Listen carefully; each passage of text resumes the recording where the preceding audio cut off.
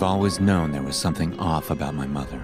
My whole life, she has never once taken an interest in me.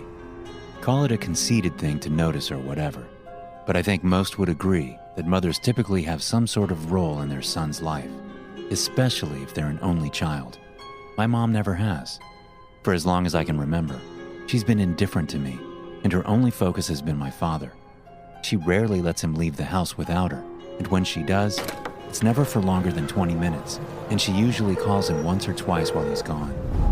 As I got older, I found this extremely strange, but never in a million years would I have guessed what I think is going on now. Basically, I think 17 years ago, my mom kidnapped him, and I am the product of a victim and his captor. I swear I'm not crazy. I'll explain everything as best I can. We live in this big house in the middle of nowhere, Oregon. And last night, my mom told me to clean out this storage room in the basement so she can put a piano in it for my father's birthday. Okay, fair enough. I know better than to argue with her. It was taking a lot longer than expected. The room was no bigger than a medium-sized bathroom, really, but it had been packed wall to wall with stuff, and before I knew it, it was 11 p.m., and I was barely halfway done. She hadn't told me what to do with everything, just that she wanted it gone. As I was attempting to move an antique-looking coat rack that was missing 2 prongs up top, I noticed one of the legs had snagged on what was once a white trash bag in the far corner of the room. The thing had musty gray streaks from the dust and was torn in some places. So to avoid all its contents spilling out, I reached down and carefully attempted to move it out of the way.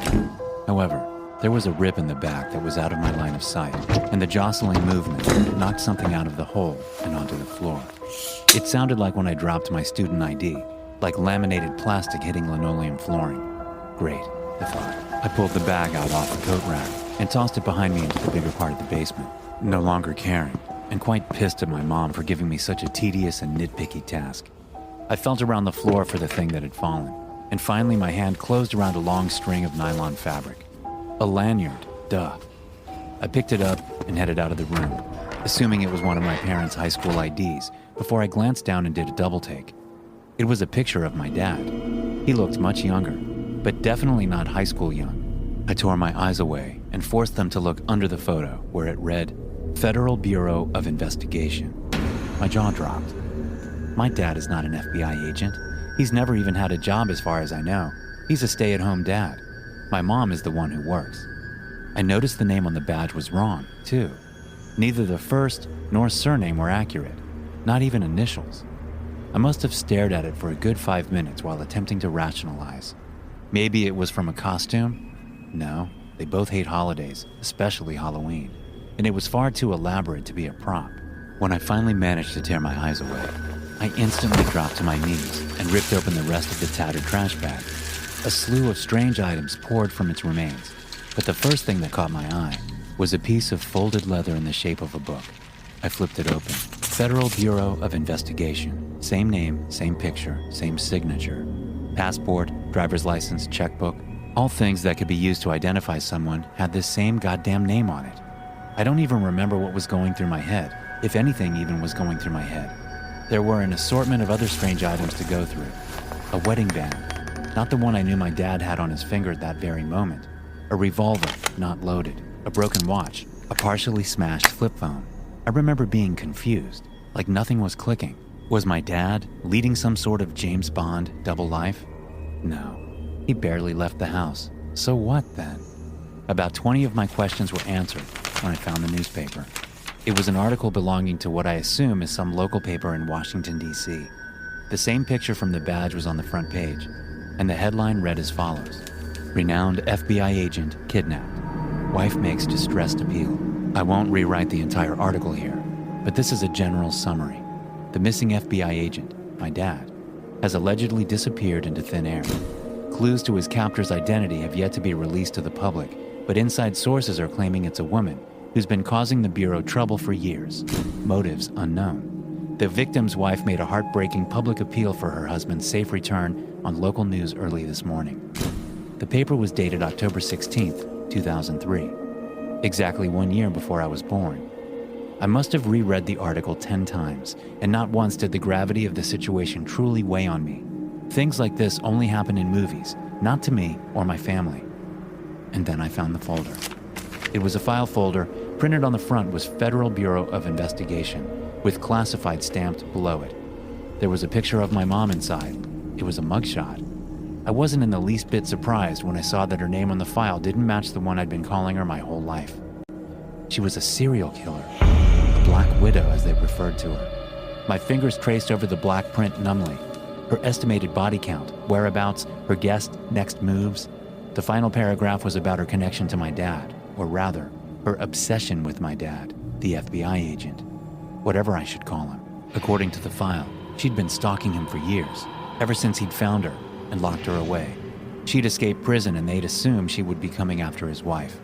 Clearly they were wrong. Then came the letters. I noticed all the crumpled up pieces of notebook paper scattered on the floor. There must have been 15 of them. I opened each and every one, and they were all the same thing, the same letter, same message, just worded slightly differently. Some were shorter than others. It was clear the writer had been struggling with what they wanted to say, but this was the final product. I thought you would have known better than to let that bitch go on TV. I specifically told you no media coverage. This was meant to be kept under wraps. If you care at all for the well-being of your coworker, you will get rid of it, or I swear to God you'll never see him again. I'll make sure his death is more painful than even you could imagine. Feel free to look for us as much as you want, sweetie, but I promise you, if you don't follow my rules, you won't be finding him alive. This is your last... Cuts off there. I read that more times than I could count, and when I eventually put it down, I sat on the basement floor for about 30 minutes, just staring at the pile in front of me.